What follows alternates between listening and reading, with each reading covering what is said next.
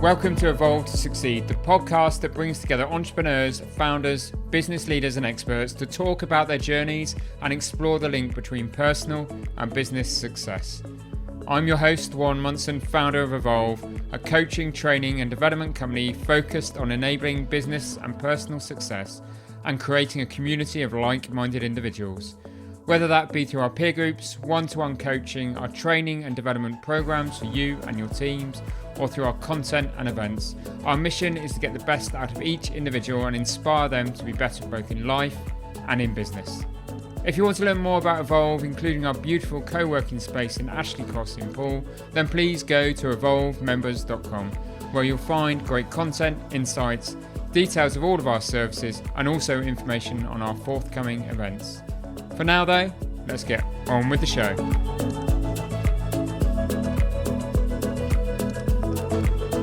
This week we hear from Cavelle, a former business owner and now author, writer and speaker about all things entrepreneurial.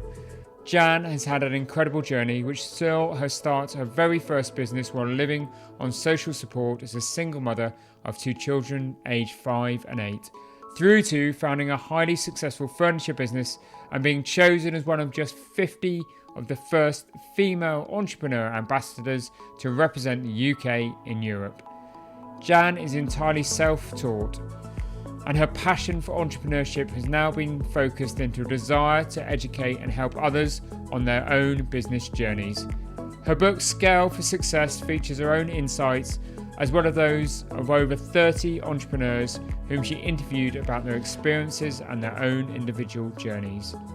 Amongst other things in this episode, Jan and I talk about the difficulties of finding renewed purpose after selling your business, how she transitioned from a sales to a manufacturing business, overcoming imposter syndrome, and the 5 traits she thinks are essential for entrepreneurial success. I really hope you enjoy the episode.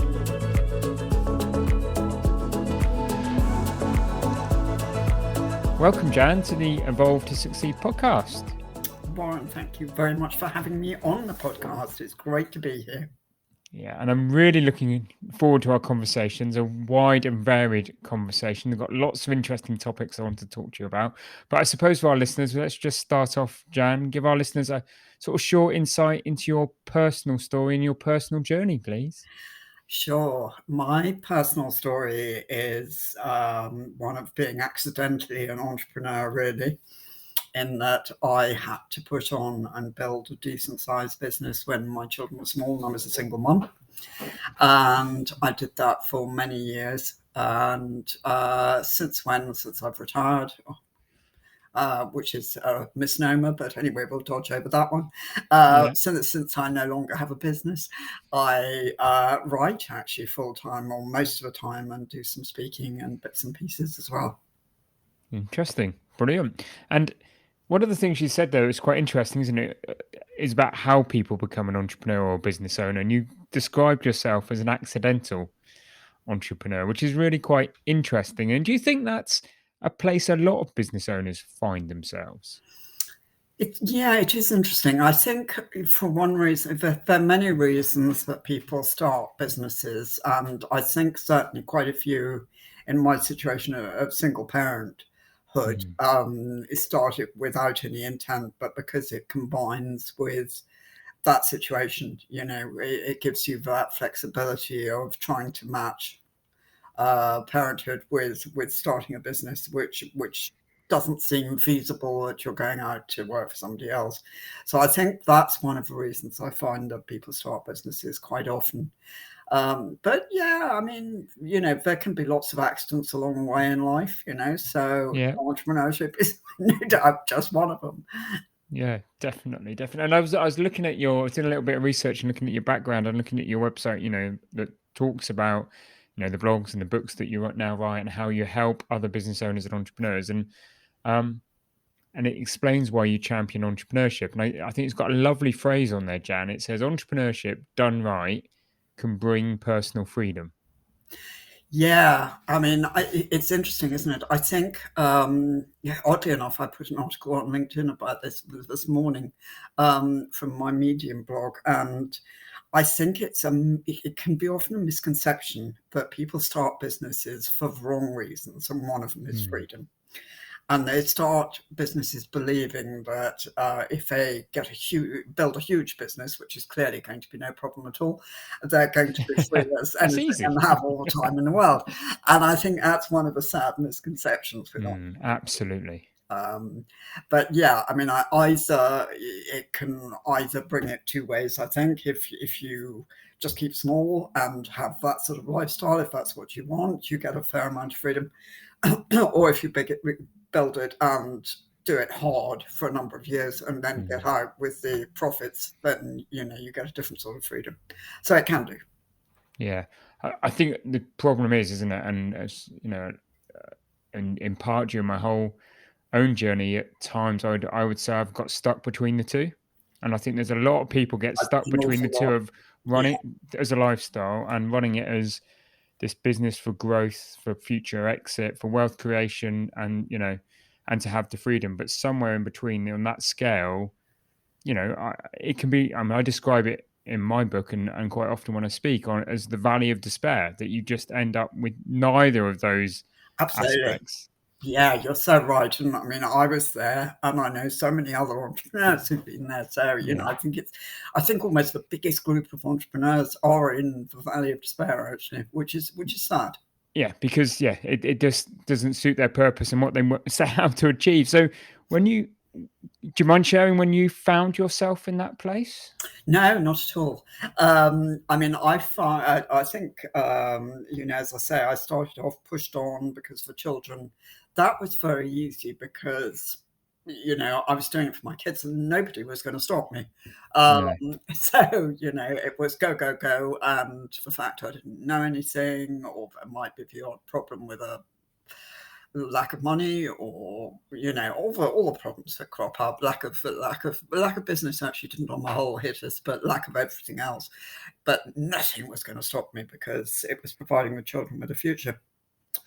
Then I mean, I think as they left home gradually, well, my son came and worked for me for a while, for about 5 years actually, so quite a long while. But I think that was one of the issues, that because he settled with the business, everybody assumed it was a family business. And neither of us actually wanted that. He got the kick out of it being a high growth business, Mm. and us sort of plodding along, local family. Well, we weren't terribly local, but family business wasn't the sort of whole vibe of what we wanted to do. So I think that didn't help, and then it made him very unhappy because he joined too early. Mm. So in the end, I had to put my mum hat on and say, come on, out you go, and which was a shock to both of us. But I can you imagine. know, that seriously was. Um, it was very unpremeditated. But no, I think once that had happened, it was. I mean, I'd been doing it for what, 15 years at that point, 14 years, something like that.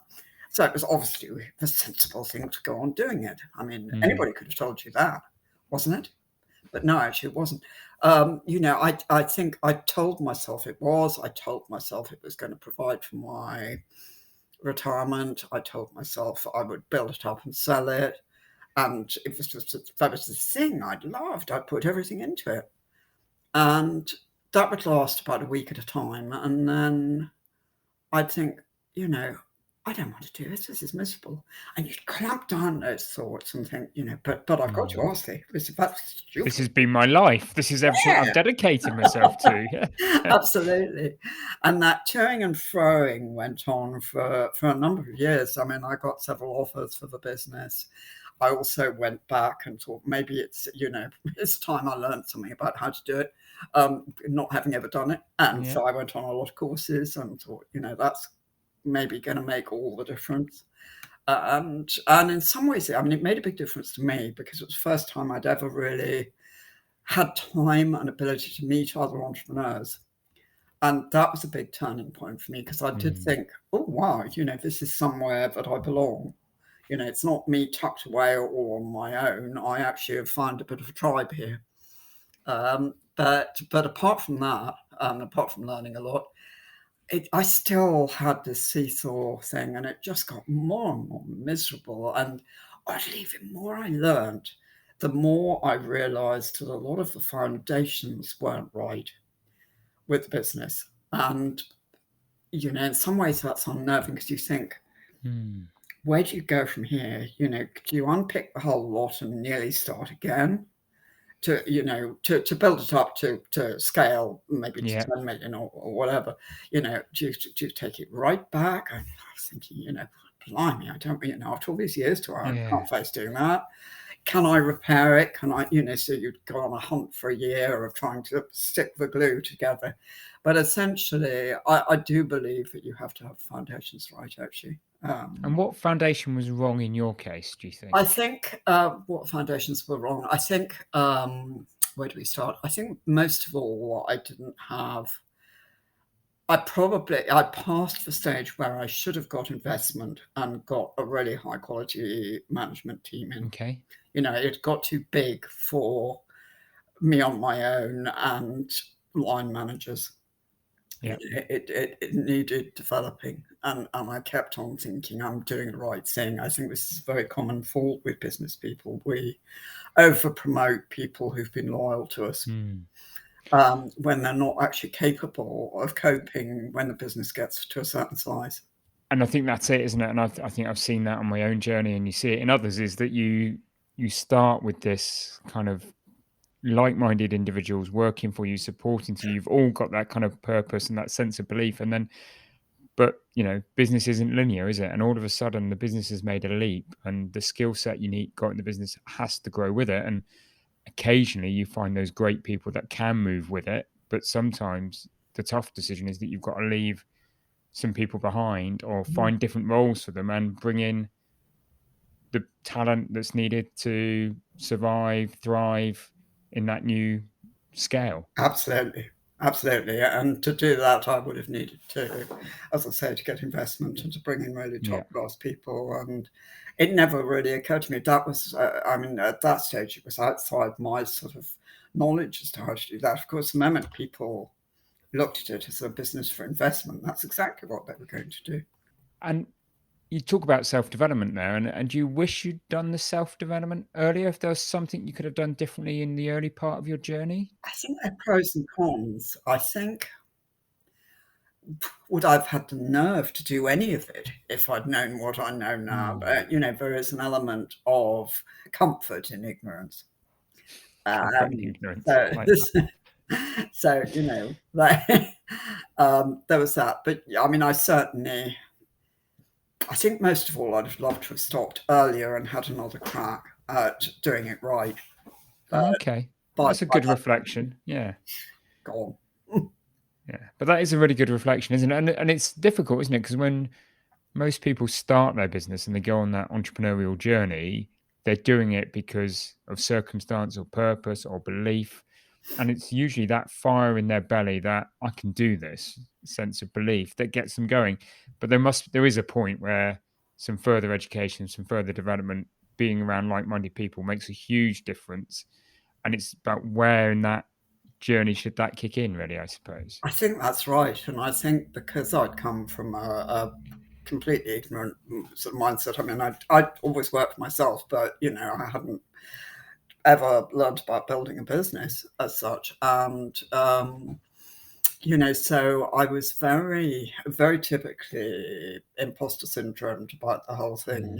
Even when we started to do well, probably more when we started to do well, the moment I got talking to other entrepreneurs or business coaches or whatever, I would be fairly defensive because, I'd imagine they'd come in and tell me I was no good. So that stayed with me for a long time. And I think it was such a revelation to go out and learn. I absolutely loved it. Why that was at that point in time, I don't know. Maybe I always would have done. Yeah. Or whether I'd grown up enough. Reach that point in life of maturity. Don't tell me that, Jan, please. um, I suppose it should all come back to, what was it truly like running a business? And it gave you purpose, but being a new single mum, and then developing the business with children, how did that feel, and how did you make that work? Because there's a lot of people, both mums and dads, that are running a business, and in particular mums, but mums and dads that are running a business and they've got young children and they know that's why they're doing it, but how do they really make it work and still be a great parent? I'm not sure I've achieved that.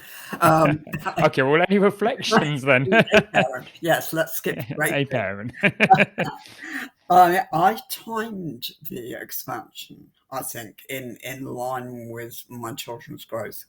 Okay. I don't think I would have been able to start whizzing around and running a couple of factories and things when they were the age when I started, which was sort of 8 and 5. That was too young, and I was working at home at that stage, simply selling and buying in. So that worked quite well. I mean, I'm a huge fan of sales, which I know is unfashionable these days, but it's such a useful skill. And, just because I was up against it, to be able to get on the phone and build some sort of an income and a business buying in was a lifesaver. So it went from there, and it grew as on the manufacturing side simply because I couldn't find the stuff to sell that I was selling. So as a secondary thought almost, but it evolved very much in line with the children's growth. I mean, in those early days, I wasn't too bothered about huge income. I was just terribly grateful for an income. And quality time with the children, because at 8 and 5 they needed me around quite a lot of the time. Whereas by the time they'd got to senior school, they really didn't want mum around much. And had their own things. The taxi service, yeah, absolutely. Yeah. But, so there was much, much more time for me to think, this is a business, this is the right moment to grow it. Okay. And we should probably tell the listeners a little bit about what was the business that you had? What did it supply? I had a furniture manufacturing business. Well, it became a manufacturing business. It started, as I say, as a pure selling in, Importing, selling. Yeah. And that's an interesting dynamic. I'm going to go off on a little tangent here. I think that's an interesting dynamic in itself, isn't it? Going from being a sales business, effectively finding product and marketing and selling it and making your margin, to actually starting a manufacturing business, which is a completely different discipline. It was. And I mean, that, if you ask me if I knew then what I know now, I would not touch manufacturing. Goodness, it's a tough gig. It's a real pig and a half of a gig, and particularly, I think, in this country, sadly. I don't know what will happen to manufacturing in this country. Yeah. Well, it'd be interesting to see with everything that's going on, and it was starting to see it with some of, manufacturing is coming back to the UK, but you do need a skill set, don't you? You do need that fundamental people that understand manufacturing. And have we got enough of those people in the UK? Dubious. I mean, there's so much skill shortages, you say. I mean, that was one of the things I was up against because, to give you all some sort of background, the time I went into business was sort of the start of the TV changing rooms and all of that. Lawrence Llewellyn-Bowen and all this else. It was also the birth of IKEA and the whole start of, not going out and either inheriting mum and dad's dining table or, but going to the high street and buying your repro one. And all that died, really, really quickly in a matter of years, killed by changing rooms and IKEA between them, really. And the East End was absolutely awash with furniture makers, British ones, at that point in time, all doing massive quantities of repro furniture. And the whole lot died, in a matter of only a few years. And so you've got the entire skill set going redundant. The older people took early retirement, younger people retrained. So it killed off most of the British furniture skills. Crumbs. Scary, isn't it? How those things can happen. Yeah. so quickly, aren't they? Yeah. And I hope you don't mind me asking this, but if I had your children on the podcast now, how would they answer when I said how would they feel about the journey they've been on with you? Um, I think they would probably both say that they had learned a lot. I think it's a funny thing when when they're small and you've got kids in that situation, it's normal. Mm, Whatever we have, I think up to about the age of 10, in the way of a background, good or bad, or a mixture of both, we normalize. yeah, So the it's fact life, isn't mum it? That's what was we're used to. Yeah, absolutely. So the fact mum was saying, shut up for now and I'll take you to the park later and give you a treat, yeah, because mummy's working, was absolutely fine for them. So I think up to that sort of age, it was fine. I think it probably became a bigger battle later on. But on the other hand, my daughter runs her own business. My son, albeit he works for a large corporation, but it's in Australia, and he has a huge area of his own which he runs and may deliberately look for entrepreneurial people to do so. yeah, So, I mean, it clearly equipped them with some skill along the way, yeah, whatever they definitely. think of me. Yeah, and you've also sort of won awards. You've been ambassadors. You talk about the benefit you had from being a part of a tribe. Of being around like-minded individuals. How would you reflect now on what you do now and how you give back and how you share your journey? And where did that come from? Was there just a desire? Was it about keeping yourself busy? How did helping others on their journey come about, Jan?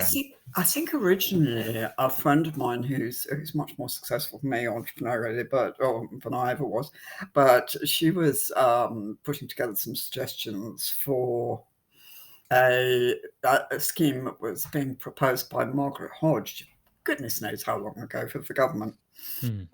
which was putting together a shortlist of 50 entrepreneurial women to work in Europe with other countries and promote entrepreneurship at home and abroad. And I got on that list, by way of introduction. I had to be interviewed and everything. And so that was an interesting experience because, we did work with other countries and go Hmm. to European Parliament and all sorts of things which I'd never have done otherwise. Hmm. So quite interesting, but also, you wanted to do your bit. And so I started, promoting enterprise to schools, to local groups, universities, and generally wherever we could. There was a very much less awareness at that point that you could be an entrepreneur. Hmm.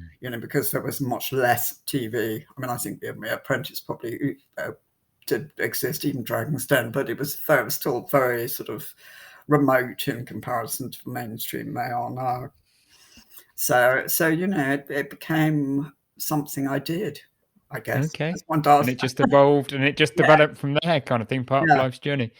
That's interesting when you talk about Dragon's Den and The Apprentice and all of that. And I'm just intrigued because, listening to you now and having read a bit about you and that, I think you've gone on a journey from a sense of purpose, and it was about creating security and a life. But then you look at The Apprentice and you look at less so Dragon's Den, maybe see, but you also look at social media these days, and there's this kind of hustle culture, isn't there? Everybody can succeed, everybody can be rich, everybody can make money. This is going to be easy. And this younger generation coming into the world of business and running their own businesses and entrepreneurship have got this perhaps false pretense of what it's going to be like. How do you think we can overcome that? And how do you feel about that kind of hustle culture? Well, I think it's a bit, what we were saying in the beginning. We were touching on this, I think, and the misconceptions that surround entrepreneurship, Mm, with freedom. It's the same principle. I'm going to start a business. I'm going to be free and rake in huge amounts of money. It's a celebrity culture too, which is, mm, is very dangerous, I think. And it appeals, unfortunately, I think it slightly appeals to a similar profile to an entrepreneur. because, Yeah. of course, we're risk takers. And we want the challenge. We want to, we thrive on the challenge. We want to keep proving ourselves, I think. So there's a certain amount about, get out there and prove I'm okay going on. Yeah. And with so much reality TV, now. Yeah. The Highly reality entertaining it may TV. be, but it's making all these celebrities, and of course, sadly, we see so many of them totally unable to cope mentally, which is disaster, and it's a huge tragedy, quite apart from anything else.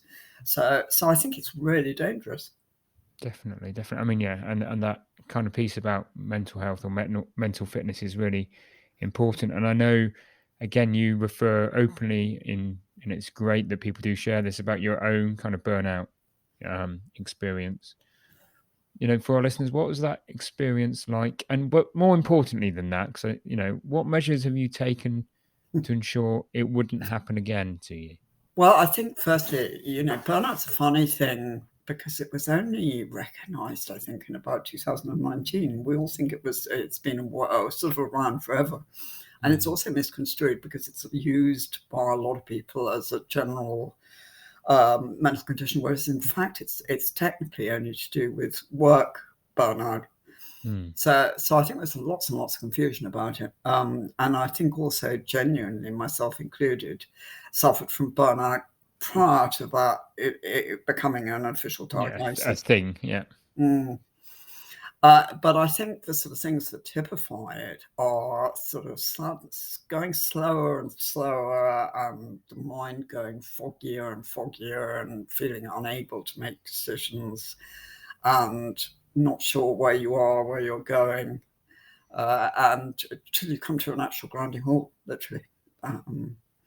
And I think the first time I had it was very many moons ago, and I was told by the doctors at the time I was depressed. But I don't think I spoke for about a week, Crumbs. just gone. Just got to Um, that point, yeah, mm, physically and Absolutely. crumbs. And what advice would you give to people to avoid burnout? I think it's really difficult because I think the type of people who are prone to burnout, she says guiltily, are the people who are prone to overworking for a start. Yeah, Part of it is a literal physical exhaustion. yeah, And I am still guilty occasionally if I'm into flow and I, want to get this piece done and wanting another, and I think, I'll go on a bit later, I'll go on a bit later. Oh, well, it's 2 a.m, so I might as well stay up because I couldn't. No, I really should know better by now. yeah, So part of it is self-care. It's being a lot more sensible than I still am. yeah. I But suppose that's true, isn't it? It's there's two things there. It's self care, but being self aware as well, isn't yeah, it? yeah. Definitely, Definitely. and I guess that's one of the differences. I mean, I can switch off at a weekend at least. I don't Mm. let myself too much work at a weekend. So even if I have been stupid in the week, I can put my feet up and just go to sleep for the entire weekend. Just make sure you recharge. Yeah, Yeah, which I do quite often. But other people don't have the luxury of doing because of their children or because of their business or whatever. yeah, yeah. And in terms of everything that you've learned and the entrepreneurs, business owners that you've now helped, and given the modern world we're in, what do you think the five most important traits are that an entrepreneur needs to I be was thinking successful? about this, oddly enough, because I know that I had a preview of the sort of questions you tended to ask, and I thought if this one comes up, this is going to be an interesting one. I mean, I think a couple are fairly straightforward. I think determination is a big one, clearly, Mm, and focus is enormous because you want to be able to be really clear on where you're going, and just as important, why you're going there. So I think determination and focus are nice and simple. I think you have to be comfortable with risk taking to a certain degree, certainly problem solving, being up against it. Some people are happier in their comfort zone, and that's great. But if you get bored in your comfort zone and want those challenges to solve, then it's ideal. So, I think entrepreneurs actually do get bored quite easily. And there's that tendency to feel, well, things are going well. That's boring. What now? What now? Where's the new shiny thing? Which sounds bizarre to anybody else, but I think it's true. I think those three I was probably all right on, because I was thinking what were my good points and bad points. And I think the other two probably I was much worse on. I think you need to have good self-worth, because you are going to be up against it, and there will be plenty of people ready to put it down. And it's very easy to get into a habit of surrounding yourself by negative people. And eventually you take all that on board and you believe you're no good. And that's real trouble. So I think having good enough self-value to say, I matter. And also, again, it's the sort of obsessiveness, permanently putting yourself last. Oh, but I can't ask somebody else to stay late. I'll work till midnight. I'll do it. Yeah. It's not clever. You actually are the most valuable asset for business. But I was terrible at that. Absolutely awful for that. And I think that's really important. You learn that you are a worthwhile asset. Even if you can't believe you're a fantastic person, you are a good asset to that business. Yeah. Get it halfway. So I think that's probably my next one. And I think that also springing from that, because you need to have that self-awareness and self-value, that openness to development that we were talking about. I think that's really important, because you need to evolve alongside that business rather than go, oh, I'm fine, don't come near me and tell me I'm no good. It's really interesting, isn't it? Because I do think I agree with you. I think there's some great, all five are great, but I do agree that sense of self-worth, but that openness to development, they do go hand in hand together. And I think that probably overcomes one of the negative traits some people have, which is that sense of arrogance. Yes. And entitlement and that overconfidence, really. But I think if you can combine that sense of self-worth, which is a form of confidence at the right tone down to the right level, but with an openness to develop, those two do go really well together, don't they? Yes, they do. And I'd love to know always, I'd be interested in your opinion. Do you think that arrogance is a cover-up job, almost, a defensive, I'm all right. Don't you dare tell me I'm not all right, because I'm wonderful. Yeah. I think if you talk to most business owners, leaders, entrepreneurs, they will say there were days when they put a costume on and come in to the office, come into the business, go in front of a customer, because that's how they need to show up. Deep down, they might be feeling completely different, but you've got to put the suit of armor on occasion. And I think when that is overdone, or when you have to do it too often, that then you lose your sense of self, and that becomes your persona, and that persona can become the arrogance, can't it? Is how I would see it. Very true. Yeah, it is interesting. But you've also, one of the things you've done is written a book, Scale for Success, Jan. I have. Where do you get the time to do all of these things? So tell us a bit about the book and what's in the book. The book came about really sort of, looking back after I decided I would retire. And I thought I miss writing, because I've been writing articles for various places. So I want to write still, and that sort of went on for about 18 months, and then it dawned on me that there was really anything I could possibly write about with any knowledge whatsoever, and that was probably entrepreneurship. But I also thought, I'm not sure I know enough or have the confidence, probably a bit of both. So why don't I look at this question, which in some ways it comes back to your sort of valley of death. Why do people get stuck on scaling and then end up miserable and going nowhere and going 2 steps forward and 1 step back? Because I knew it so well myself, and had friends stuck there as well. So I thought I would go back and have a look at that and speak to people who'd got past it and see if I could put something together that would be helpful for those still going through it. And so the book covers some of the sort of main topics, to do with that. But I roped in 30 entrepreneurs from across the globe to contribute their stories, because I thought that was fun.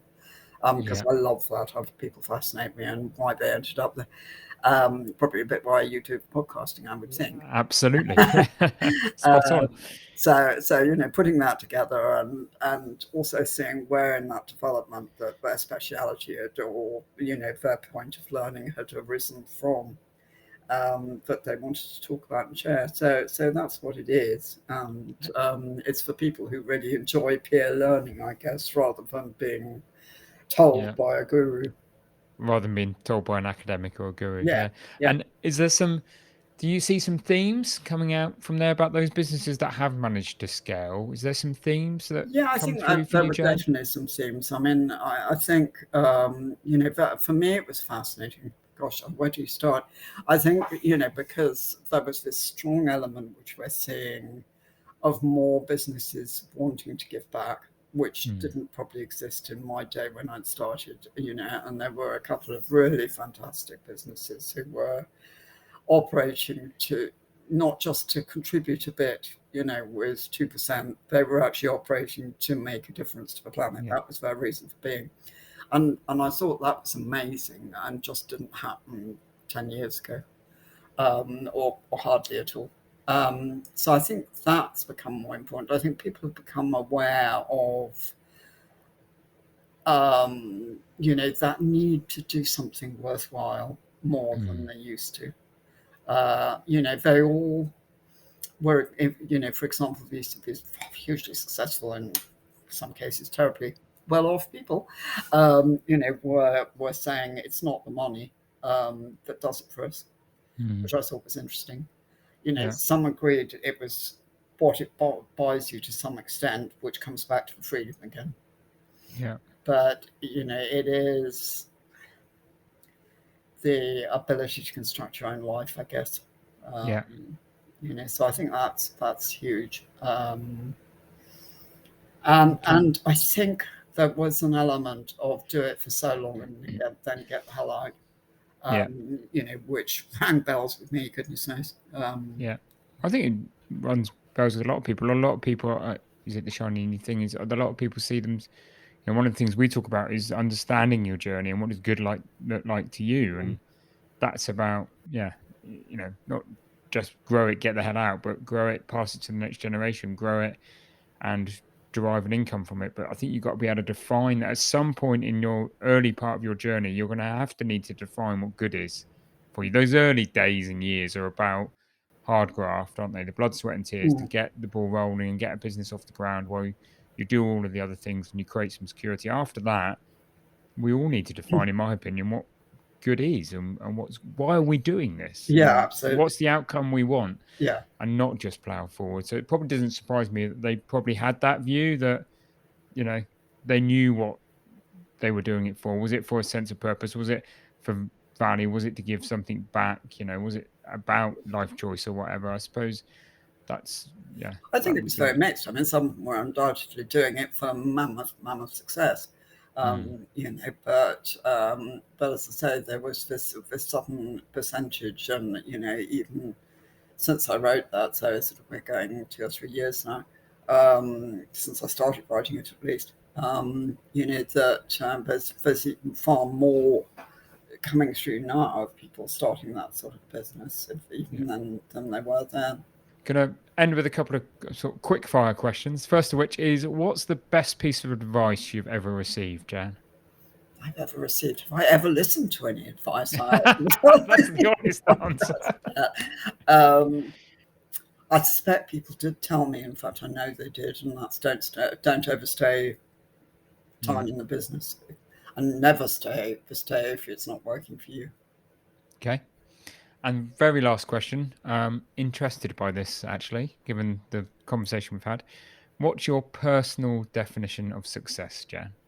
I think it can change, as you go through life. I think where that's one of the misconceptions seems to be the word of the day. But, I think we sort of define it again in terms of financial success and, or possessions or succeeding in goals and everything else, and I was chuffed to bits. I still am, that I managed to, feed the children and keep a roof over our heads. That was my definition of success then. It doesn't do it for me now, curiously enough. They're both married and can support themselves, and I'm probably a lot more than I ever will. So yeah, I think it changes. But I think, it's important to do what makes you happy. And I think that's not rated enough. What a great way to end this conversation. Do what makes you happy. I love that.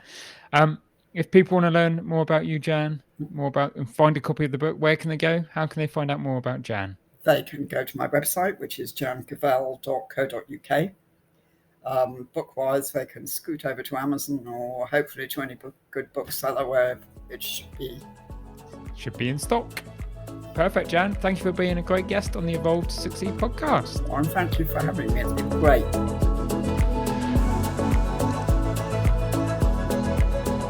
Thank you for listening to the Evolve to Succeed podcast. My hope with every episode is that you've learned something new or heard something that challenged your way of thinking and further motivated you on your path towards becoming a more knowledgeable, informed, and inspired individual and business leader.